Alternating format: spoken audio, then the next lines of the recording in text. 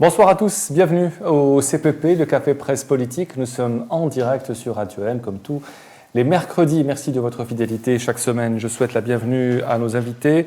Mahmoud Rachidi, bonsoir.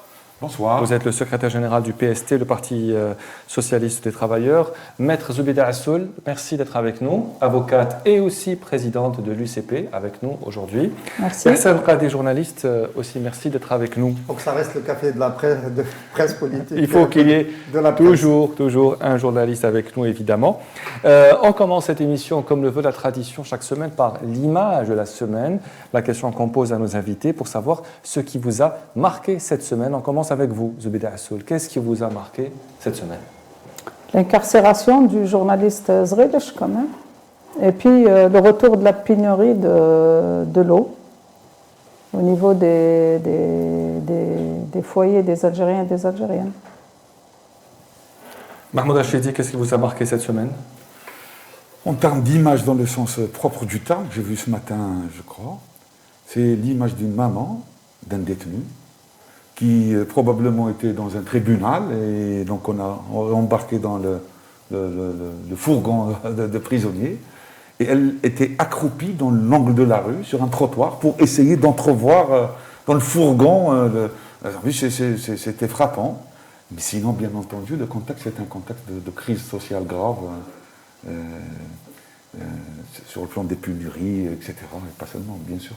Hassan Qadi, vous nous étonnez toujours avec votre image de la semaine. Qu'est-ce que vous avez trouvé aujourd'hui? Abdelkader Gouri, vous connaissez Abdelkader Gouri, président de la CACI, de la Chambre algérienne de commerce et d'industrie, qui a démonté le ministre du Commerce. Kamel Rizig, démonté dans une vidéo que je vous appelle à regarder. Qu'on a vu. Gad el-Magader. Bien sourcé, bien détaillé. Bien détaillé sur les pénuries, sur l'argent, etc. Et il a dit quelque chose d'essentiel. Pour nous, les journalistes, c'est de l'or. Il a dit les grossistes ne veulent plus acheter de l'huile parce qu'à cause de la disposition de ils préfèrent acheter des biscuits ou autre chose. Et donc, en fait, Gad el-Magadesh, moi, je l'étends au président de la République parce que c'est lui qui a décidé de cette loi. Gad el-Magadesh à la gale de zéro, il se contente de son secteur. Très belle intervention d'ailleurs du président de la Chambre algérienne du commerce et de l'industrie qui lui est élu et non pas nommé par le ministère du Commerce et qui succède à Laïd Benamor qui est incarcéré aujourd'hui. Alors on commence évidemment par l'actualité politique, je dirais presque judiciaire. Le Conseil d'État, on peut dire que c'est une actualité judiciaire, le Conseil d'État, qui vous concerne tous les deux aujourd'hui, Zoubida Assoul et Mahmoud Rachidi, puisque vos deux partis politiques ont été donc un peu, c'est-à-dire dérangé par le ministère de l'Intérieur qui a engagé des poursuites contre vos deux partis. Vous nous expliquerez la nature des poursuites qui sont différentes entre chacun des deux partis, mais ce qui a attiré notre attention cette semaine, c'est la décision du Conseil d'État. Elle est favorable à votre parti, l'UCP, elle est défavorable à votre parti, le PST. On commence avec vous, Zoubida Assoul. Vous avez accueilli avec joie la décision donc, du Conseil d'État qui a débouté le ministère de l'Intérieur qui avait demandé donc, la suspension de vos... C'est l'ordre chronologique, tu respectes l'ordre chronologique. Exactement. L'UCP a appris la nouvelle avant le PST. Oui, on commence plutôt sinon, par... vous ne comprendrez pas. On commence par Zoubida Assoul. Comment vous avez appris cette information? La première des choses, c'est que la décision a été rendue le jour même, aussi bien pour l'UCP que pour le PST. Ça, c'est la première des choses. Et je pense qu'il y a aussi une arrière-pensée dans ça, peut-être pour opposer les deux décisions.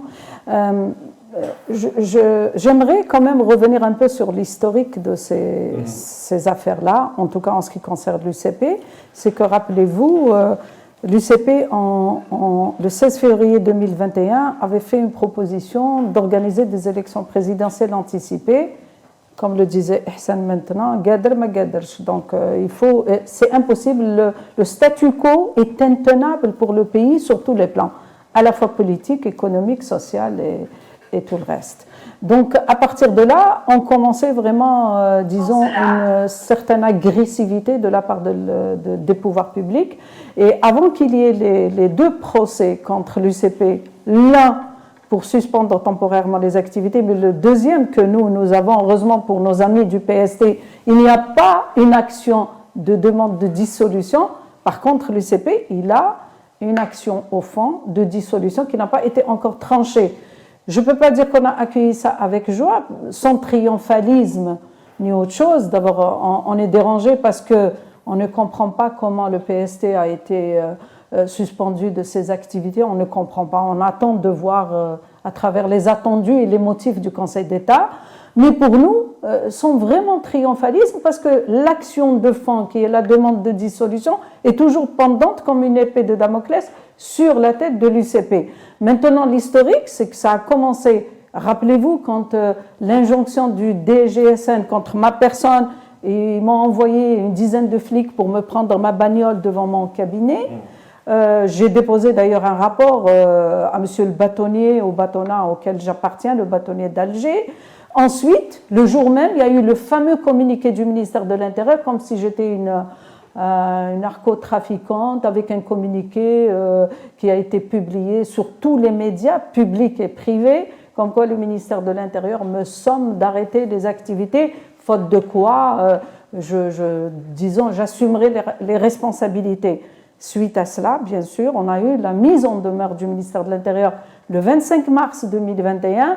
Nous sommes d'organiser un congrès sous quinzaine dans une période où on était pandémie, confinement, toutes c'est-à-dire les moyens de transport interwilaya étaient arrêtés, évidemment les avions, il n'y avait pas d'avion entre les wilayas intérieurs comme à l'extérieur, et donc c'était vraiment déjà une condition pour nous mettre à l'épreuve. On a eu exactement peut-être le même réflexe que nos amis au PST, c'est qu'au départ, on a dit on va écrire au ministère de l'Intérieur de dire c'est pas possible, vous tombez en totale contradiction. Comment, pendant une période pandémique où on a interdit toutes les rencontres, où on a confiné les gens, où on interdit même aux hôtels et aux places publiques de louer des salles pour des réunions, vous nous envoyez une injection, mais on l'a tenu, c'était les militants, on a réuni le Conseil national, et ils ont dit, on a compris le ministère de l'Intérieur, son arrière-pensée,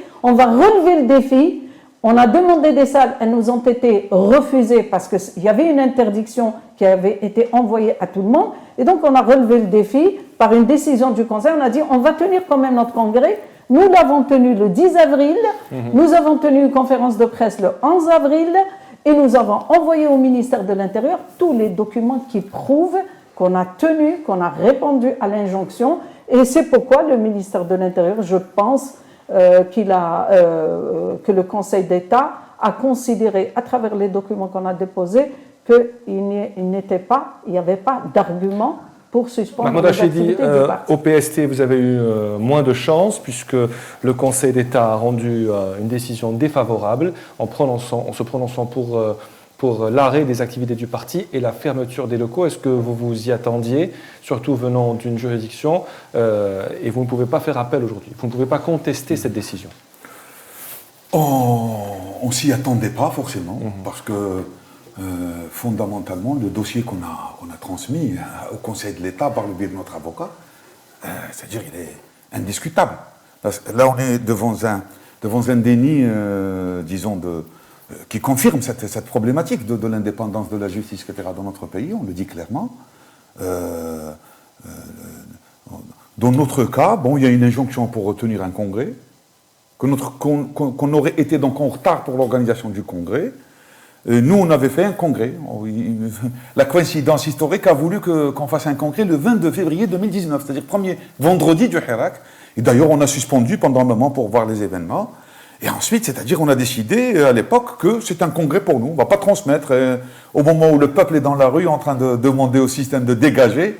Nous, on n'allait pas demander au système de composter nos documents, ce qui est évidemment, d'un point de vue politique, tout à fait logique par rapport à notre combat. Et donc, ils ont estimé qu'il fallait faire un congrès, ils nous ont donné 15 jours. On a trouvé 15 jours, évidemment, ça veut dire quelque chose d'impensable. Comment on va réunir des gens, des réunions locales, régionales, pour élire des délégués, etc., avec toute la problématique que vient de rappeler Maître Zoubida Assoul, c'est-à-dire les transports, le Covid, tout ça. Et nous, qu'est-ce qu'on a fait? Nous, on a commencé par aller déjà demander des explications. Et alors, pour vous donner une idée, comme ça, on saura comment que ça fonctionne. Je veux dire, dans notre pays, un ministère de la République, ministère de la Justice, eh bien, tout simplement, quand on se présente, on n'a pas accès. Quand on demande de voir les services concernés des partis, c'est une direction, etc. Au ministère de l'Intérieur, Donc on n'a pas accès, on vous dit si vous voulez prendre rendez-vous, on vous donne un numéro de téléphone fixe. Je l'ai d'ailleurs. D'ailleurs, même hier, j'en ai usé. Et bien, j'ai appelé pendant 3 jours. Personne ne te répond. Je peux vous donner le numéro, vous pouvez essayer d'ailleurs. Personne ne répond. Et quand on est reparti avec une demande d'audience écrite, etc., à ce moment-là, 3-4 jours après, c'est un responsable qui nous a appelé pour nous dire ne vous inquiétez pas, le délai de 15 jours, c'est juste pour que vous manifestiez, vous pouvez prendre votre temps pour faire le congrès, etc. Mais nous, on avait décidé, on a dit non, on va faire un congrès extraordinaire, c'est-à-dire on ne va pas le faire comme on aurait voulu. Donc l'organiser, donc on l'a fait à la va-vite, il s'agissait de vite désigner les délégués, etc. Et on a fait un congrès avec 91 participants. Les travaux de notre congrès ont été diffusés en direct sur les réseaux sociaux. Un certain nombre de chaînes de télévision, y compris le NTV d'ailleurs qu'on a invité, les radios, etc., qui sont venus, mais ils n'ont rien diffusé. Berber Télévision, par contre, ils ont par exemple diffusé le jour même, etc. Les journaux dans les grands titres, je veux dire, le Wapan, etc., sont venus. Le lendemain, il y a des articles dans la presse, etc. On a fait ensuite une conférence de presse. Et ce qui est important à dire, c'est que nous avons répondu à la mise en demeure qui nous a été, donc, que nous avons donc pu retirer de la Grande Poste, puisqu'elle était par huissier de justice, lettre recommandée, tout ça, le 11 avril. 3-4 jours après, donc, ils nous ont pas reçus, on a fait une demande d'audience. Mais 2-3 jours après, on a adressé par huissier de justice au ministre de l'Intérieur une réponse à la mise en demeure. C'est un document formel du PST qui dit « Écoutez, on trouve que votre mise en demeure n'a pas lieu d'avoir, les 15 jours c'est inadmissible, etc. Mais nous allons tout faire pour nous conformer, puisque c'est en ces termes que la question se pose. » Et qu'ils ont refusé d'accuser réception. Donc le huissier de justice était contraint d'aller le renvoyer comme le stipule l'article 411 ou 412 du Code de procédure civile, donc par le biais de la Poste. Ensuite, le 24, donc on est au 13e jour de leur mise en demeure, on a tenu notre congrès, le samedi 24 avril.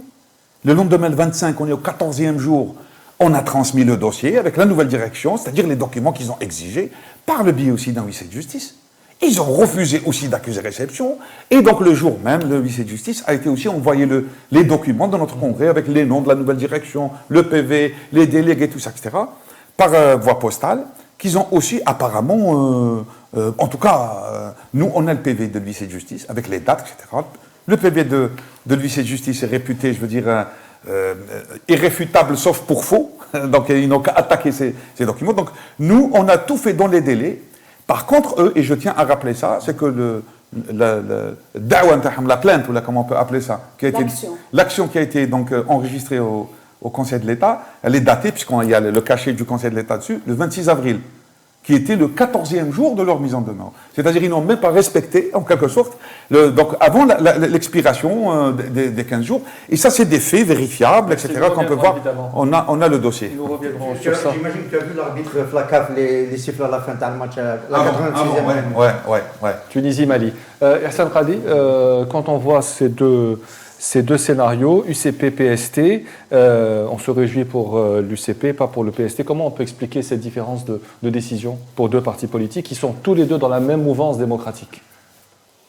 C'est vrai que moi j'étais très content d'annoncer très tôt le matin jeudi dernier, enfin relativement tôt, une fois que j'ai appris que pour l'UCP c'était bon, de le dire à mon ami Mahmoud Rachidi, en pensant que logiquement, parallélisme des formes, on a exactement même le marché externe, que ça allait être la même chose.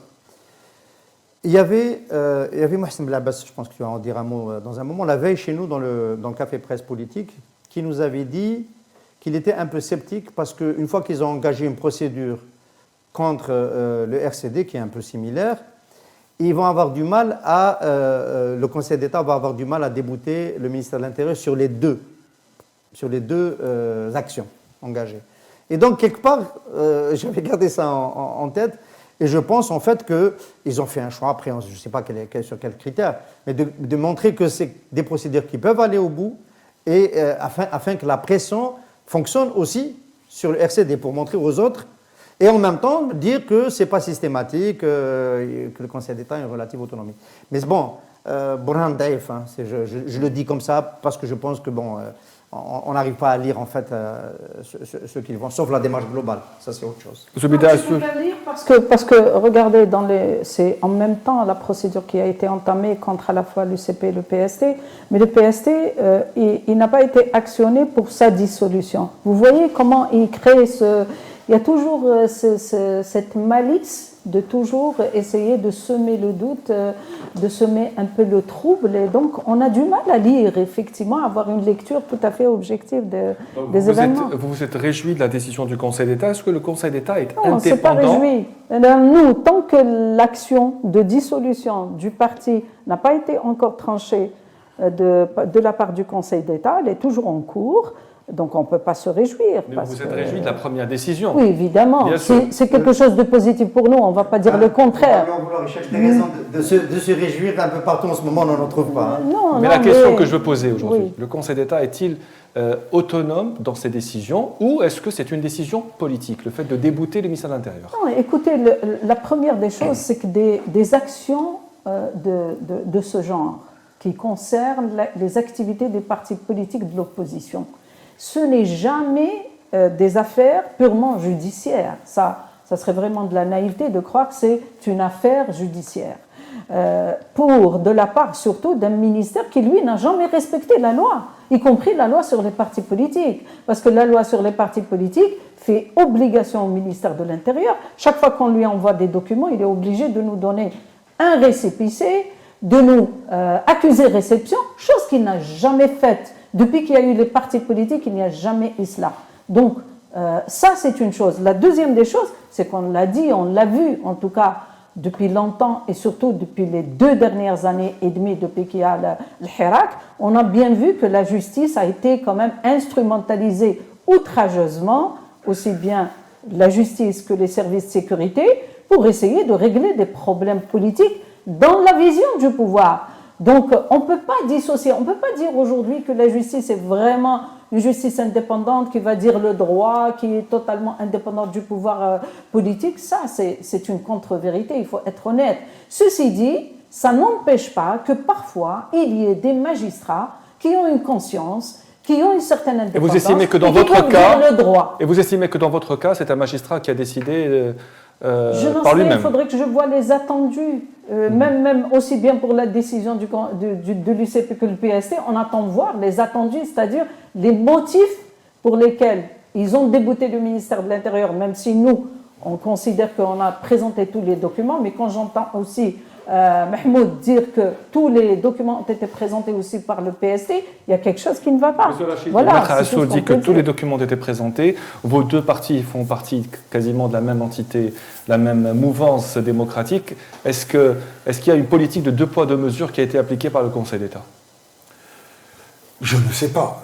Je ne sais pas. Moi, ce que je constate que la décision nous concernant est une décision qu'on ne peut pas expliquer par le droit. On ne peut pas l'expliquer par le droit.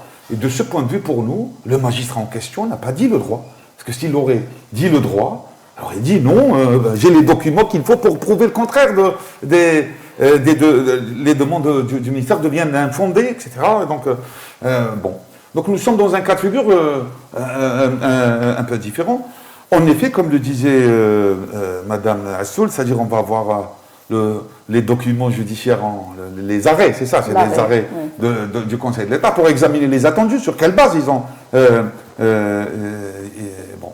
Mais d'un autre côté, bon, maintenant, c'est-à-dire les décisions étant ce qu'elles sont, il va falloir maintenant, c'est-à-dire on est dans l'après-décision en quelque sorte. Et donc il y a on est en train d'engager des procédures déjà pour commencer à aller voir depuis qu'on a ce qu'on appelle Ishad sur le dispositif.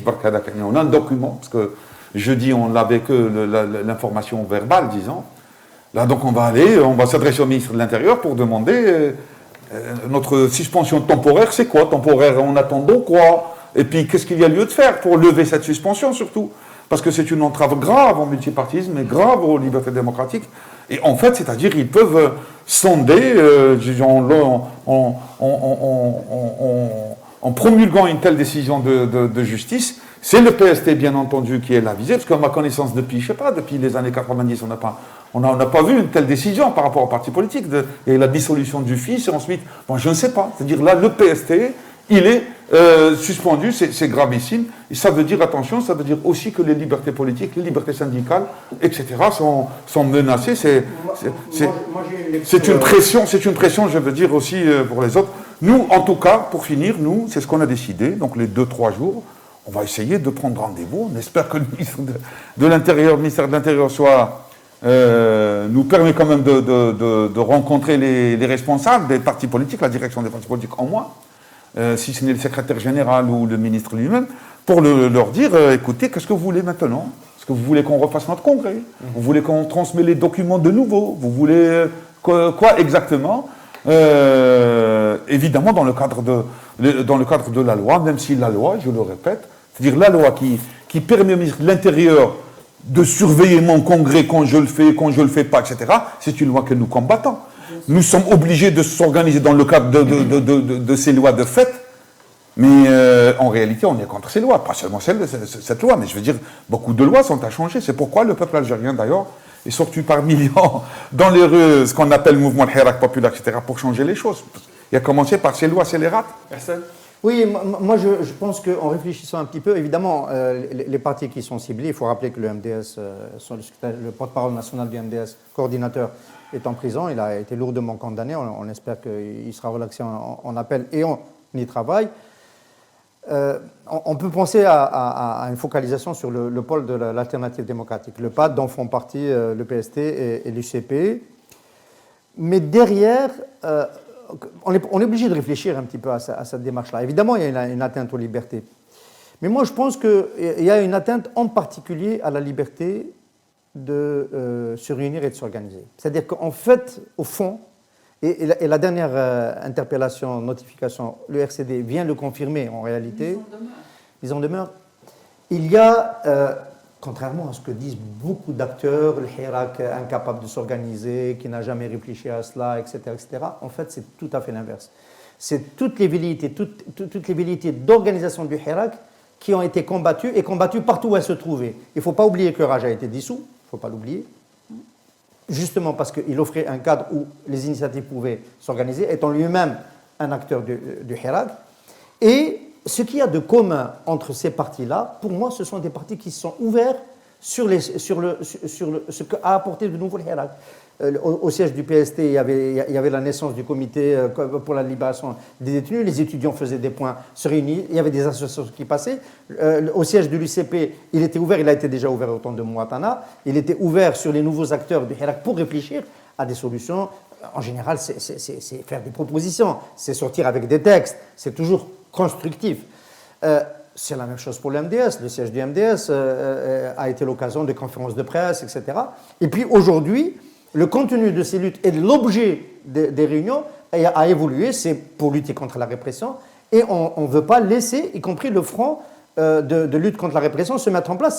C'était ça l'objet de la réunion au sein du RCD. C'était un front contre la répression. Ce n'était pas pour demander à ce stade-là, à nouveau, le départ d'Abdelmajid Tebboune. Ça, c'est un sujet récurrent, présent, etc., etc. Mais c'était sur une question précise. Le régime ne veut pas que les partis traditionnels qui existaient avant, qui étaient légaux, etc., se connectent dans l'organisation, dans la réunion, avec les réseaux issus nouveaux du Hirak. Quand on y voit de très près, donc on est loin de la dépénalisation de l'action politique, et les partis ciblés sont les partis du PAD. Ça veut dire le RCD, le PST, l'UCP également, le MDS également. On est loin de cette dépénalisation de l'action politique aujourd'hui, même. C'est-à-dire que même les partis d'opposition n'ont plus le droit de travailler et d'agir. Oui, c'est clair, il y a une option. Je pense qu'aujourd'hui, quand on observe un peu la scène politique depuis l'arrivée du nouveau chef d'État, quand on observe bien que dans la Constitution, on va dire la Constitution de Abdelmajid Tebboune, aujourd'hui, elle parle et elle consacre un certain nombre de principes, surtout pour la liberté de réunion, la liberté d'opinion, la liberté de s'organiser, la liberté de manifestation pacifique, sont consacrées par cette Constitution. Et sa Constitution, elle dit que les réunions publiques sont juste déclaratifs. Or, aujourd'hui, tous les faits et tous les comportements des pouvoirs publics sont à l'opposé de cette disposition constitutionnelle. Et j'en rajouterai, c'est que, regardez, Majid Tebboune, depuis qu'il est là, il prétend à chaque fois qu'il a mis en place toutes les institutions, il a terminé le dispositif institutionnel, mais il y a une chose, toutes les lois qui organisent et encadrent l'activité politique et les libertés, rien. Circuler, il n'y a rien à voir. À telle enseigne, on revient à la loi 89, qui a été amendée en 91 sur les réunions publiques, pour interdire toute réunion. Ça veut dire qu'il n'y a pas une volonté politique pour justement appliquer juste la disposition constitutionnelle qui dit le droit de se réunir est un droit consacré et l'État a l'obligation de garantir ces libertés. Or, aujourd'hui, on voit le contraire. C'est-à-dire qu'on applique des dispositions légales des années 90 pendant le terrorisme, on les applique soi-disant في وقت السلم ووقت الديمقراطية ووقت الدستور الجديد اللي tu peux créer une association juste à titre déclaratif. Et ben je défie les pouvoirs publics aujourd'hui, même si tu veux demain créer une association pour juste faire par exemple des plantations d'arbres ou de nettoyage, et ben on ne te permet pas. Tu ne peux pas la créer. Il y a toujours, on va te dire, va ramener l'autorisation si tu veux te réunir. Et je dirais même mieux, même les associations de quartier, d'immeubles, aujourd'hui, ils ont voulu se réunir pour décider d'un syndic ou de quoi que ce soit. Eh ben, on leur a interdit, on leur a dit, ramenez l'autorisation de l'administration. C'est ça la réalité que nous subissons, nous, en tant que parti politique, en tant que mouvement associatif de la société civile, mais tous les Algériens ne peuvent plus se réunir. Je voudrais juste, pour terminer, dire que le 5 octobre passé, j'étais invitée par la ADDH pour faire une conférence sur les droits de l'homme. Oui. On m'a empêché, pendant 3 heures, j'étais dans un barrage de police, on m'a interdit d'arriver à Bjeya. C'est ça la réalité du terrain. Donc aujourd'hui, j'aimerais bien qu'on nous dise qu'on est dans un état de droit, que les libertés sont consacrées d'après les déclarations du chef de l'État qui vient de le dire, oui, démocratie موجودة وحرية التعبير موجودة، ماناش نسبوا، احنا ماناش نسبوا، احنا رانا نطالبوا بتطبيق احكام الدستورية اللي تضمن لنا حق التنقل، حق الاجتماع، حق التعبير، حرية الصحافة، c'est ce qu'on demande. La réalité dit autre chose. Monsieur Hachidi, un dernier mot pour clore le dossier du Conseil d'État. Que comptez-vous faire maintenant? Ben, je l'ai dit tout à l'heure, on commence par ces procédures en direction du ministère de l'Intérieur. Mais j'aimerais dire quelque chose quand même de plus vaste, c'est-à-dire que, évidemment, nous, notre combat continue. C'est-à-dire, nous, c'est un courant politique, le PST, c'est au-delà d'un parti, je veux dire, dans le sens... Ni Tebboune, ni Abdelmajid Tebboune, ni le ministre de l'Intérieur ne savent d'où vient le PST et combien ce courant est important pour l'indépendance de l'Algérie. C'est hélas aussi, aujourd'hui, nous payons l'inculture politique qui bien entendu. Nous appartenons à un courant, et ça vient de rappeler que depuis la guerre de libération, le courant à l'échelle internationale, c'est-à-dire, aujourd'hui on parle des réseaux, par exemple des porteurs de valises, le réseau Johnson, etc. C'est des camarades de ce courant internationaliste avec lequel on est en solidarité, etc., qui s'appelle la 4e internationale en l'occurrence. Et pas seulement, il y a eu même la construction d'une usine d'armes pour la Hélène au sud du Maroc, je veux dire, elle est célèbre, c'est-à-dire on a fabriqué des armes dans ce courant. Et on peut aller plus loin. Il y a eu Michel Raptis, Pablo, qui a été conseiller auprès du... Absolument, parce que c'était l'une des figures... de Bembella, et qui a soutenu l'autogestion. Bien entendu, dans les années 63, jusqu'au coup d'État, d'ailleurs, au coup d'État du 19 juin, qui a remis en cause. Bon. Mais ce que je veux dire, c'est que notre courant ensuite, c'est-à-dire le GCR, pour ne pas le nommer, constitué en 1974. C'est-à-dire ce Boumediene, c'est-à-dire nous étions dans la contestation aussi de son régime dictatorial, même si sur le plan économique et social, on pouvait, trouver à dire. Et en 89, dans 15 ans de clandestinité, depuis 74, en 89, bon, on a proclamé le PST, etc., dans le sillage d'octobre et donc d'ouverture démocratique. Ça en est suivi, et depuis, c'est-à-dire, nous étions dans toutes les luttes. Même si nous prétendons pas être un très grand parti, mais nous pensons que nous sommes grands par nos idées, par nos programmes et par notre implantation. Et bien sûr, on est dans les luttes sociales, dans les luttes, etc. Et je terminerai juste en disant qu'il a raison, Ehsan, de rappeler qu'effectivement, Dans le Hirak, par exemple, on a joué un rôle, je veux dire, même minuscule, mais c'est-à-dire nous avons mené une grande campagne pour l'auto-organisation à la base. Nous étions les seuls à dire ça. Il faut au contraire structurer le Hirak, l'auto-organisation à la base. Pas d'état-major autoproclamé, mais il faut que les gens, etc. Nous avons donc réuni même les avocats. Le premier noyau d'avocats s'est réuni au 27 boulevard Zéro Youssef. Les étudiants que ça a donné les mardis, etc., ça a commencé là-bas. Et d'ailleurs, je l'ai dit, même la chaîne Arte et d'autres chaînes sont venus filmer à ce moment-là les premiers noyaux, etc. Nous avons construit le réseau contre la répression pour la libération des détenus le 1er juin 2019. On a été parmi les fondateurs du PAD, comme Front démocratique, etc., sur des questions démocratiques précises, écrites, etc. Nous avons participé à créer d'ailleurs aussi, en septembre 2019, le premier collectif des familles détenues. Le premier, c'est-à-dire où on a réussi à les aider, voilà, mais c'est-à-dire on a joué ce rôle et on a aussi apporté par nos prises de position pour une assemblée constituante, dans le PAD on disait transition démocratique et processus constituant, etc. Ça veut dire une rupture et une alternative au pouvoir. Explique cela, bien sûr. Et quand on parle, bien sûr, du PST et de l'UCP, il faut rappeler aussi l'affaire du RCD, Marcel Abbès, qui a été placé sur contrôle judiciaire, qui sera entendu demain. Donc demain, c'est l'audition de Marcel Abbès devant le juge d'instruction. Sur le fond, qu'est-ce qu'il peut y avoir demain? On veut l'avis de l'avocate, Maître Assoul. Demain, comment ça va se passer? Non, en général, la deuxième audition, c'est une procédure tout à fait ordinaire. Il va être entendu sur le fond, c'est-à-dire question-réponse sur les faits pour lesquels il a été poursuivi. Bon, tout le monde sait que cette affaire est une affaire de droit commun, qu'elle n'a rien de politique, sauf qu'elle a été, encore une fois, instrumentalisée par le pouvoir dans un cadre politique contre un chef de parti, encore une fois, un parti du PAD, et qui a la dernière réunion à laquelle il a eu des griefs et une mise en demeure, c'est pourquoi vous réunissez des gens pour constituer un front contre la répression. En fait, c'est ça la véritable raison, disons. Maintenant, Mohamed Abbas, il a l'habitude, c'est un homme politique comme nous autres. Nous avons l'habitude de la lutte, donc on continue à lutter, mais ce sont des pratiques anormales qui, quand même, annoncent un certain système de totalitarisme avec lequel on aurait cru qu'on avait totalement et concernant, Maître Assoul, concernant la répression que vous venez de citer, il y a la grève des détenus qui devrait commencer le 28 janvier prochain. Elle est coordonnée par plus d'une quarantaine de détenus d'opinion actuellement en prison. Le choix du 28 janvier n'est pas anodin, c'est l'anniversaire du début de la grève des 8 jours en 57, enclenchée par le FLN. Est-ce qu'on peut s'attendre à une action de grande envergure? Il y a une coordination des détenus. Pourquoi cette grève de la faim? Est-ce que c'est le dernier espoir pour ces détenus d'opinion de faire parler d'eux? Hassan?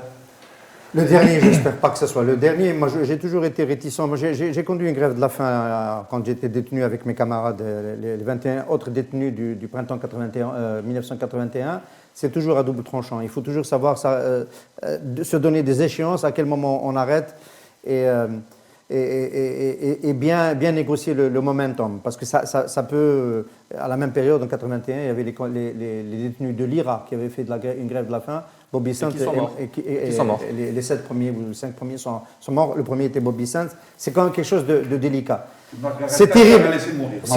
C'est terrible d'en arriver. Margaret Thatcher les a laissés mourir. Premier ministre, ouais. C'est terrible d'en arriver là. Moi, j'ai le souvenir traumatisant de la mort de Mohamed Tamalt en prison, consécutivement à une grève de la faim. Mais il semblerait qu'il y a... Sa mère nous a quittés il y a 2 jours, la mère de Mohamed Tamalt. Oui, sa mère nous a quittés il y a 2 jours, elle a été enterrée. Et donc je trouve quand même terrible de voir qu'il y ait 40 personnes qui soient obligées de recourir à cette ultime possibilité.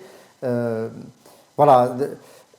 Encore une fois, jamais on aurait dû en arriver là, mais il semblerait que bon, c'est notre destin que d'avoir à conduire encore ces débats-là. Il va falloir organiser la solidarité autour de cette grève de la faim. Il ne faut pas qu'ils se sentent isolés dans leur prison avec leur grève. Maître Assoul, vous avez l'occasion d'aller voir les détenus d'opinion régulièrement et vous informer l'opinion publique après ces visites. Que dites-vous à des détenus qui vous disent on veut entrer dans une grève de la faim? Oui, nous, à chaque fois, d'ailleurs, on a vécu cela avec certains détenus d'opinion pendant toute l'année 2021, et même en 2020, les débuts des premières incarcérations. Ce qu'il y a, c'est que les détenus d'opinion, quand même, sont des gens conscients et ils savent qu'ils sont là arbitrairement, qu'ils sont là pour leur point de vue, ils sont là pour leur position politique, ils sont là parce qu'ils se sont exprimés sur un certain nombre de questions qui intéressent le pays, qui intéressent le peuple, etc. Et donc, je pense que c'est un message beaucoup plus politique. C'est pour dire, oui, vous nous avez mis en prison, mais même en prison, on est capable d'envoyer des messages. Il y a un autre message qu'ils envoient, c'est de dire être en prison, c'est pas la fin du monde et que même à l'intérieur de la prison, on fait de la résistance. Et la meilleure manière de faire de la résistance, c'est de faire de la grève de la faim, même si moi, personnellement, en tant qu'avocat, à chaque fois qu'il y a eu une grève de la faim, j'essaie de les dissuader, de dire, écoutez, votre santé, c'est important, il ne faut pas que ça dure dans le temps, et on l'a vécu avec beaucoup de détenus. Maintenant, est-ce que les messages vont être entendus? Les messages sont envoyés à la fois à l'opinion publique nationale et même internationale, mais aussi elle est envoyée au pouvoir. Oui, vous avez mis les gens en prison, jusqu'à quand ça va continuer? Mais les gens que vous mettez en prison, ce sont quand même des gens qui continuent à résister, y compris en étant en prison. Donc aujourd'hui, cette politique du tout répressif est désastreuse pour le pays, désastreuse pour l'image de l'Algérie, désastreuse pour des familles, des vies humaines qui souffrent. Donc vraiment, on est très très inquiets.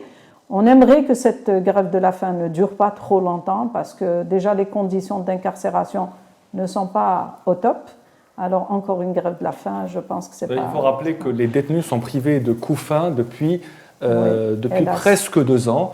Une pétition a été lancée pour le rétablissement des coups-fins. Comment vous expliquez qu'aucun ministre de la Justice n'ait le courage aujourd'hui de rétablir le coup-fin? Il faut préciser que la suspension a été décidée par Belkacem Zarmati. Oui, à l'époque, on nous avait dit c'était la pandémie, au début de la pandémie, c'était 2020, donc les gens, c'était un nouveau virus, donc il y avait des mesures sanitaires qui avaient été prises à la fois par les pouvoirs publics, mais qui ont été... On est passé par des périodes où voilà, toutes les mesures sanitaires ont été levées, J'allais y venir, justement, après, quand il y a eu quand même, ça va, on a réouvert, la vie commençait à reprendre un peu son cours. Effectivement, même nous, en tant qu'avocats, avant, on ne voyait pas nos clients, maintenant on les voit directement, donc c'est incompréhensible, en tout cas, de voir que le coup-fin n'a pas été rétabli. C'est quelque chose d'incompréhensible, mais peut-être que le ministère de la Justice a trouvé une parade pour essayer de... Ça fait beaucoup de travail, il faut le dire, pour les agents de la rééducation. Peut-être que c'est une manière de dire on ne peut plus assurer cela, alors que c'est un droit. Le coup-fin est un droit du détenu. C'est établi par la loi, donc on ne comprend pas qu'aujourd'hui le garde des Sceaux ne puisse pas écouter justement cette doléance des détenus. Mahmoud Hachidi, les détenus d'opinion, grève de la faim, qu'est-ce qu'on peut conseiller à des détenus d'opinion? La grève de la faim est évidemment une sorte de le dernier espoir. Ultime moyen de lutte et qui est à double tranchant, c'est-à-dire c'est un moyen politique de lutte, etc., mais en même temps, c'est-à-dire il y a l'envers de la médaille, c'est-à-dire on peut avoir de graves séquelles, de graves retombées sur les détenus. On a cité donc Talmat, mais je crois que Fakhar aussi, Kamardine Fakhar aussi, c'était suite à une grève de la faim. Donc c'est-à-dire c'est les suites de sa grève, c'est les conséquences, oui. Moi, je pense, moi-même, j'ai eu l'expérience aussi dans le foulé de la répression du début des années 80. En 84, on a fait 6 ou 7 jours de grève de la faim dans les geôles. Je faisais partie avec des camarades à l'époque. On a failli y rester. C'était quelques jours. C'est-à-dire, c'est très dur, c'est très sérieux. Et donc, je joins mon avis à celui de Ihsan qui disait, c'est-à-dire les aspects illimités, etc. Il faut gérer ça de façon plus raisonnable, etc. Maintenant, effectivement, que les détenus décident de faire entendre leur voix des fins fonds des prisons où ils sont pour dire...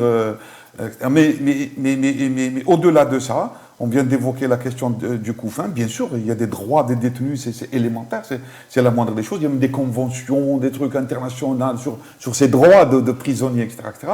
Mais au-delà de ça, nous demandons leur libération immédiate. C'est-à-dire au-delà du coup-fin, au-delà des choses, et même leur grève, etc., ça rejoint cette revendication, ces emprisonnements inadmissibles, etc. Et on exige donc la libération immédiate de toute parce qu'il y a beaucoup de femmes aussi qui sont détenues, et de tous les détenus politiques et d'opinion en Algérie qui, si j'ai bien compris, il y a 2-3 jours, on a atteint les 331, 332 ou 33. Et donc on est à une situation de plus en plus gravissime. Et je tiens à dire que la répression que nous subissons en tant que PST, ou en tant que d'autres partis, etc., elle s'insère aussi dans le cadre de cette répression générale. Nous, on a le privilège d'être ici, d'en parler, mais à l'intérieur du pays, dans les wilayas, etc., il y a tous les jours des rafles, des arrestations, climat de terreur dans certaines régions, où on peut se faire arrêter devant sa famille à 4h du matin, etc. Donc, c'est-à-dire, on est dans ce contexte qui nécessite une grande mobilisation, comme on le disait, un vrai front contre la répression. Il faut juste préciser que les détenus aucun détenu d'opinion n'a été concerné par les dernières mesures de grâce, notamment celle du 1er novembre. Est-ce qu'on peut dire aujourd'hui que les détenus d'opinion sont oubliés? Est-ce qu'on n'en parle pas assez? Est-ce que c'est un fait accepté?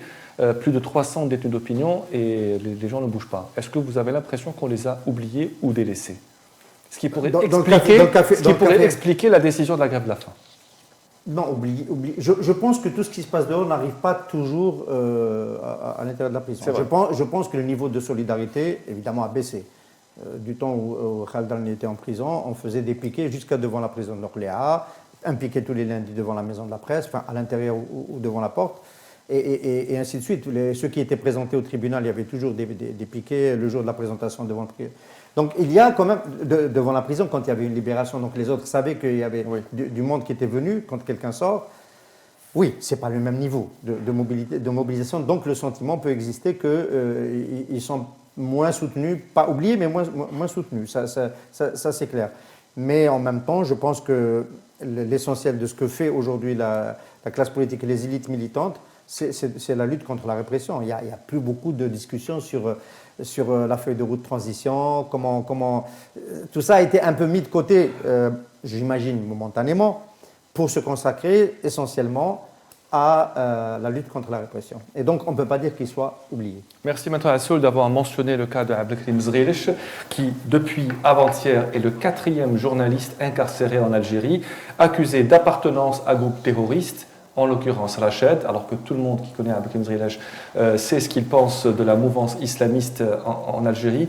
Comment on peut réagir à une telle chose? Auditionner, le jour convoqué, auditionner et tout de suite placer ce mandat à dépôt dans le secret le plus absolu. Ce n'est que le soir que la famille a été informée par hasard. On ne peut que condamner, parce que d'abord, Abdelkrim Zrilich était un membre actif de Mouatana, le mouvement Mouatana, donc on a eu à travailler ensemble. On a été empêchés à l'époque, si vous vous rappelez, en septembre 2018, de faire notre travail en tant que mouvement Mouatana. Et donc, depuis, Abdelkrim Zrilich active. Les gens qui connaissent Abdelkrim Zrilich, qui connaissent sa radio Sarbacane, ils savent très bien qu'il n'a rien à voir avec la tendance islamiste ou quoi que ce soit, bien au contraire. Et il l'affiche d'ailleurs, il l'assume même dans les postes qu'il porte lors des... C'est pour ça que j'ai un petit doute. Voilà. Comme il n'y a pas eu d'avocat avec lui, j'ai un petit doute sur les accusations. Donc, moi, je ne connais pas. Moi, je ne connais pas le dossier. Voilà. On va parler de il faut être prudent sur le factuel. C'est la seule source, hein. C'est la seule source qu'on a. Moi, je ne connais pas le dossier, mais c'est tellement gros si elle s'avère vraie, c'est quelque chose de...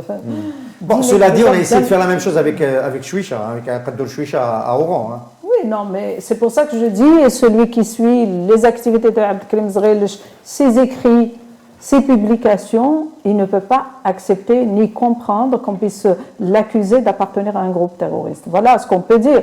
Maintenant, le dossier en lui-même, je n'ai pas pris connaissance du contenu du dossier, les griefs, les faits et tout ça. Je n'ai pas une grande idée, mais l'essentiel dans tous les cas, c'est que c'est anormal qu'un journaliste encore puisse se trouver en prison, quel que soit, sauf s'il a commis des choses qui feraient partie des infractions de droit commun. Mais encore, même cela, il faut rappeler quand même que dans notre pays, la magistrature, les juges d'instruction ont totalement inversé une notion qui est la détention provisoire est une exception. Elle est devenue malheureusement souvent, surtout dans les dossiers des détenus d'opinion, une règle. et c'est ça qui est anormal, parce que toute personne qui présente des garanties devant la justice, de se présenter devant la justice chaque fois qu'elle en est convoquée et que c'est nécessaire, il n'y a aucune raison, sauf si les faits sont très graves et avérés. Donc ça, c'est quelque chose d'anormal, c'est une anomalie. Le garde des Sceaux a promis quand même, quand il a pris ses fonctions, de faire appliquer la loi, que justement la détention, il l'avait déclaré, était une exception. Aujourd'hui, sur le terrain, on voit le contraire. Et c'est quelque chose d'anormal. Il faudrait que la justice, juste qu'elle puisse appliquer la loi et rien que la loi.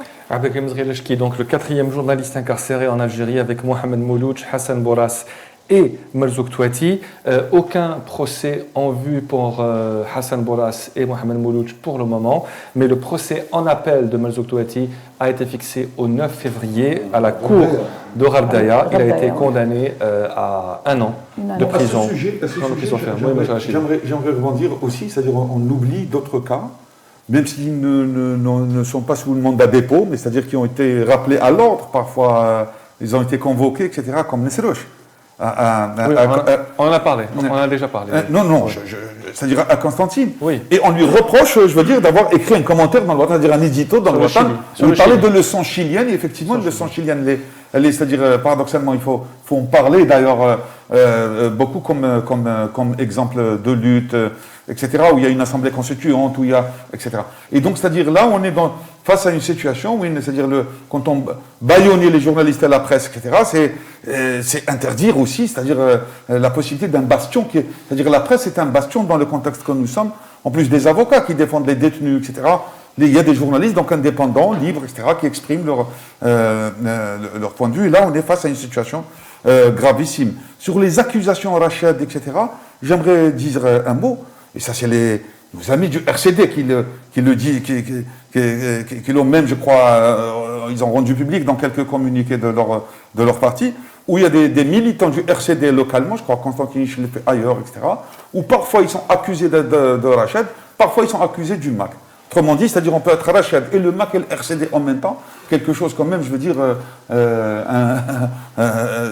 qui prête à sourire évidemment.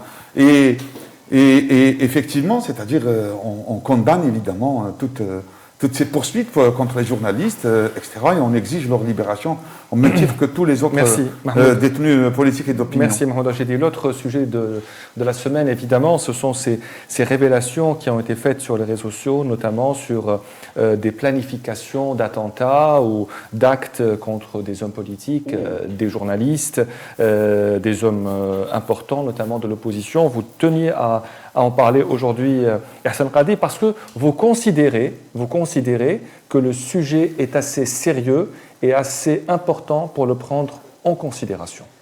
Oui, il faut dire que je ne comptais pas spécialement participer à ce café presse politique pour des raisons sanitaires, pour avoir un plateau plus réduit, etc. Mais les vidéos et les révélations que j'ai vues, il y a un voyant rouge qui s'est allumé dans ma tête. En particulier hier soir, lorsque MDZ a publié une liste d'acteurs publics en Algérie qui seraient aussi menacés par des liquidations physiques, il faut le dire, c'est comme ça qu'il l'appelait. Ça vaut ce que ça vaut, c'est lui qui le dit, c'est pas nécessairement vrai, mais moi ça m'a interpellé, ça m'a d'autant plus interpellé que à la tête de la liste, il y a Khaled Darani ici présent, et au bout de la liste, il y a Saïd Boudour. Les deux ont une relation professionnelle avec Radio M. Saïd Boudour est en CDI et Khaled Darani anime l'émission principale de Radio M, et ça peut pas me laisser indifférent. Donc j'ai tenu à venir en parler ici. J'ai tenu à venir en parler ici parce qu'il y a un document sonore qui est sorti. Il y a le document sonore et vidéo d'ailleurs en même temps, Gelmit Bounouera, qui de mon point de vue est un scandale d'État, qui a révélé des divisions. Ça ne veut pas dire que ce qu'il disait sur le chef d'état-major était nécessairement vrai, mais le fait que ça soit exfiltré de la présidente de Blida, etc., ça pose problème. Il n'y a pas eu de démenti selon lesquels ce n'est pas lui, et je n'ai pas vu de démenti. Par contre, il a été condamné. Et c'est choquant à la peine capitale. Et dans la continuité, on a ce document sonore qui est sorti et qui laisse clairement, s'il n'y a pas de démenti, qui montre qu'il y avait le projet, l'idée de porter atteinte à l'intégrité physique d'une des personnalités publiques de l'opposition qui a agi à l'étranger, en l'occurrence notre confrère Hicham Aboud. Là aussi, Hicham Aboud, on peut ne pas être d'accord, il y a 26 ans, il a quitté l'armée, il est journaliste à sa façon, mais nous partageons une certaine approche de ce métier, notamment le volet de lanceur d'alerte, on peut ne pas être d'accord sur le reste. On a tenté de le faire taire, est-ce qu'on le liquide physiquement, etc. Mais ce qui est dangereux dans ce qui vient de se passer, c'est qu'il y a l'interférence, c'est qu'il y a cette idée. Moi, je ne veux plus écarter le pire. C'est-à-dire qu'on ne se rend pas compte, hein, depuis le début de ce CPP, on ne se rend pas compte. On n'a évoqué que des dossiers noirs. Enfin, tu voulais trouver quelque chose de réjouissant dans le fait que l'UCP n'ait pas été dissous, je veux bien, ou suspendu. Suspendu, oui, je veux être précis. Je veux bien, mais tout le reste, on a fini avec la grève de la faim. Et il peut y avoir des dégâts. Belcham, il peut y avoir des dégâts. On est dans un scénario qui s'obscurcit de semaine en semaine. Donc je ne veux plus rien exclure. Quand on dit que ce régime va dans l'impasse, qu'il est devenu fou du point de vue de sa feuille de route, il peut y compris envisager de liquider physiquement des opposants à l'étranger. C'est dans l'ADN de ce régime. Il ne faut jamais le perdre de vue. Ce n'est pas parce qu'il y a eu tout ce qui s'est passé ces dernières années que ça peut changer. Et ce qui est particulièrement dangereux dans cette affaire, c'est qu'on a dans le document sonore l'interférence de Lotfi Nazar, le fils du général Nazar, qui jusqu'à nouvel ordre, s'il n'apporte pas de démenti, moi je l'invite à apporter un démenti publiquement, si personne ne veut. On est prêt à recueillir sur l'antenne de Radio M son démenti, parce que c'est très grave ce qui est arrivé. Il pilote une opération, passage à tabac, assassinat, enlèvement, on ne sait pas ce que c'est, mais c'est un mauvais coup qui était préparé contre Hicham Aboud. On le comprend dans ce récit, avec un certain Abdelkrim Tiga, qui réside à Bruxelles. Et Hicham Aboud a expliqué tout ça, a expliqué comment ça s'est passé, et pourquoi l'affaire ne va pas s'arrêter à cela. Elle est déjà sur plus de 1,5 million de vues, c'est toute une partie de l'opinion algérienne qui en parle en ce moment. Comme on a parlé pendant des semaines de l'affaire Bounouira, sauf sur les plateaux, on en a parlé, tous les Algériens en ont parlé, et ça va, cette affaire-là, on va en parler. C'est parce que les services français s'en sont emparés. C'est devenu une affaire d'État. Et c'est normal. Hicham Aboud a déposé plainte. La DST a tendu une souricière à ceux qui voulaient lui tendre un piège. Et il y a des noms qui ont circulé. Il y a une plainte qui a été déposée contre les autorités algériennes. On est dans un scénario de scandale d'État. Est-ce que le régime algérien est devenu suffisamment fou pour renouer avec les liquidations physiques dont on espérait et pensait qu'elles étaient terminées? Je mets en parenthèse la période des années 90. Ali Msili, dernier assassinat politique à l'étranger, j'espère ne pas me tromper et avoir oublié quelqu'un, dernière liquidation physique. Est-ce qu'on est en train d'y revenir? J'espère que ce n'est pas le cas. J'espère que c'est un projet qui a cogité mais qui ne va pas être mené à son, qui ne devait pas être mené à son terme. En tous les cas, je finis sur ça. Le fait qu'il y ait eu des fuites de 2 enregistrements audio, un entre Lotfi Nazar et la personne qui était supposée exécuter l'action contre Hicham Aboud, et l'autre entre son officier traitant à Paris, ambassade d'Algérie à Paris, et toujours ce Al-Qadr Tiga qui était supposé exécuter l'opération, le fait qu'il y ait ces 2 fuites qui soient parvenues à un lanceur d'alerte qui est un lanceur d'alerte qui est classé terroriste et combattu par l'État algérien, j'ai l'espoir qu'il y a une tendance au sein des services à Aqla qui n'est pas d'accord avec ça. J'espère que c'est le cas. Et donc, qui a contrecarré ce projet. Mais ce qui est sûr, c'est qu'on est dans le pire, en train d'approcher du pire. Voilà. Merci Hassan Qadi d'avoir parlé de ce sujet. Merci à vous d'avoir été nos invités. Vous avez quelque chose à dire parce que je pense que vous êtes... Oui, certainement. Je ne sais pas si... Vous avez la intervenir, sinon je n'interviens. Oui. Moi, j'aimerais dire que depuis le début de cette émission, on a parlé de la répression. Oui. Et j'aimerais dire que la répression, ce n'est pas pour la répression. Moi, je ne partage pas les idées qui disent qu'ils sont devenus fous, etc., etc. Moi, je pense qu'il y a une façon de faire, et la répression est peut-être l'élément central dans un contexte, celui de restaurer, d'assurer la continuité du régime de notre point de vue, et que la répression aussi, faire taire toutes les voix discordantes, aussi au service d'un projet économique et social, qui est, comme on le sait, c'est-à-dire de plus en plus néolibéral, etc. Ça, c'est une divergence classique. Le régime... Je termine ma phrase. Depuis le 19 février, معليش انا ما قاطعتكش احسان معليش. Il veut se sauver la tête. Maintenant, ce projet. J'essaye Il de a failli dire- tomber ce régime. Oui, mais Il a failli tomber en tant que Mais tel. moi j'ai un avis différent. Mon avis, c'est que il y a un projet économique et social qu'on appelle le libéralisme, la liquidation du, Il n'y a pas de libéralisme algérien. la liquidation du secteur public, etc. Et Le régime veut on se a qu'à sauver voir- lui-même. Il est pas, et le régime veut Oui, mais sauver sa معليش- tête. C'est pas le secteur Mais public qui معليش, veut je donne mon sauver. avis. Il veut sauver sa tête. Vous m'avez invité Allez-y. pour donner un avis quand même. Je donne un avis, Bien d'accord sûr, allez-y. Et donc, c'est-à-dire, on n'a qu'à examiner la loi de finances 2022 pour voir. C'est-à-dire, on abandonne les subventions, on abandonne, etc. Que ce cours ultralibéral sur lequel on est en train d'aller nécessite justement, c'est pourquoi au début j'ai dit la répression contre les partis politiques, c'est aussi une répression contre les syndicats, c'est aussi c'est une répression contre toutes les voies, je veux dire, des luttes sociales, etc. Et de ce point de vue, il est fondamental de rappeler ça, parce que ne pas rappeler ça serait évidemment une myopie à l'évidence de mon point de vue. Si tu permets. Le régime algérien a collapsé. Entre février et le moment où il a réélu Tebboune, il a été au bord du collapse. C'est son avenir qui était en jeu. Aujourd'hui, dire qu'on en met en jeu des prisons pour enlever les subventions, ça va peut-être arriver à un autre moment. D'abord, on n'a pas enlevé les subventions. Je tiens à être précis au chalet. D'abord, on n'a pas enlevé les subventions. On a commencé à les enlever. On a fait un article de loi qui permet, si le gouvernement le souhaite, dans 2 ans, dans 3 ans, dans 4 ans, et Tebboune a dit que ce n'était pas à l'ordre du jour, qu'il les enlève. On ne les a pas enlevés, c'est un grand débat. Il n'y a rien d'enlevé. Oui, mais là, si aujourd'hui